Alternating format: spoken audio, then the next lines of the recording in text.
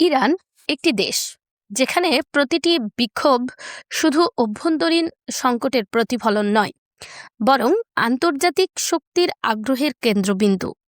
সাম্প্রতিক বিক্ষোভ নিয়েও ঠিক এমনটাই ঘটেছে।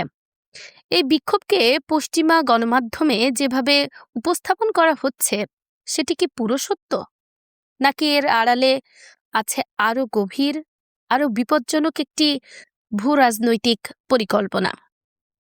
বর্তমান ইরানি বিক্ষোভকে বুঝতে হলে আমাদের চোখ রাখতে হবে মিডিয়া বয়ান, নিষেধাজ্ঞা রাজনীতি এবং ইসরায়েল কেন্দ্রিক আঞ্চলিক কৌশলের দিকে।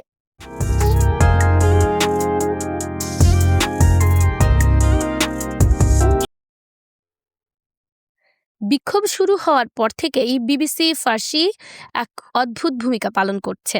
বিবিসি ফার্সি ইচ্ছাকৃতভাবে এমন একটি ছবি তুলে ধরছে যেন গোটা ইরান রাষ্ট্রবিরোধী এক ঢেউয়ে ভেসে যাচ্ছে, কিন্তু বাস্তবতা ভিন্ন। ইরানে বিপুল সংখ্যক মানুষ সরকার বিরোধী হলেও তারা ইসরায়েল, যুক্তরাষ্ট্র কিংবা রেজা পাহলভির মতো চরিত্রের ইশারায় রাজনীতি করতে রাজি নয়। এই জনগোষ্ঠীকে সম্পূর্ণ উপেক্ষা করা এটি সাংবাদিকতার ভুল নয়, এটি একটি রাজনৈতিক পছন্দ।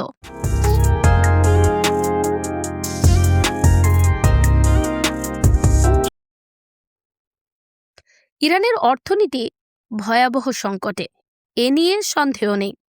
মুদ্রার অবমূল্যায়ন, মুদ্রাস্ফীতি, মধ্যবিত্তের ধস সবই বাস্তব। কিন্তু এই সংকটের জন্য শুধু ইরানি রাষ্ট্রকে দায়ী করা কি সৎ বিশ্লেষণ?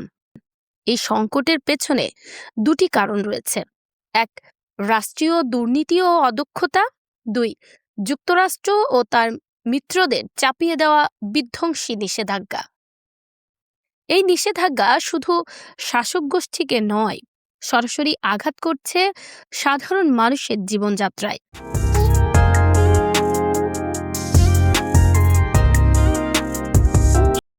ইসরায়েলের বর্তমান ইরান মনোযোগ মূলত একটি ডাইভার্সন ট্র্যাজেডি। লক্ষ্য কি? গাজায় চলমান গণহত্যা, পশ্চিম তীরের ভূমি দখল, ফিলিস্তিন প্রশ্ন, সবকিছু থেকে বিশ্বের দৃষ্টি সরিয়ে নেওয়া। ইসরায়েলের হিসাব খুব পরিষ্কার: যত বেশি আঞ্চলিক বিশৃঙ্খলা, তত কম আন্তর্জাতিক চাপ।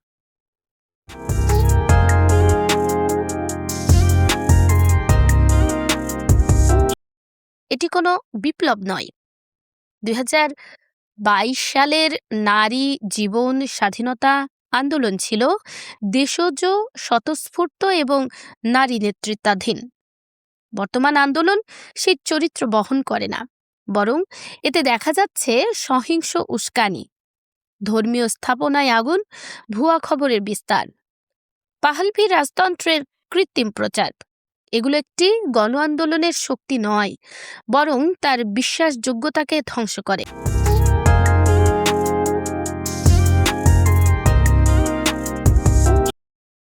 ইসরায়েল নিজেই একটি অঘোষিত পারমাণবিক শক্তিধর রাষ্ট্র। ওবামা আমলে হামলা হওয়া চুক্তি ভেঙেছে ট্রাম্প ইসরায়েলের চাপেই। আজ কোনো চুক্তি না থাকার দায় ইরানের চেয়ে ইসরায়েলের বেশি, অথচ এই বাস্তবতা পশ্চিমা মিডিয়ার প্রায় অনুপস্থিত।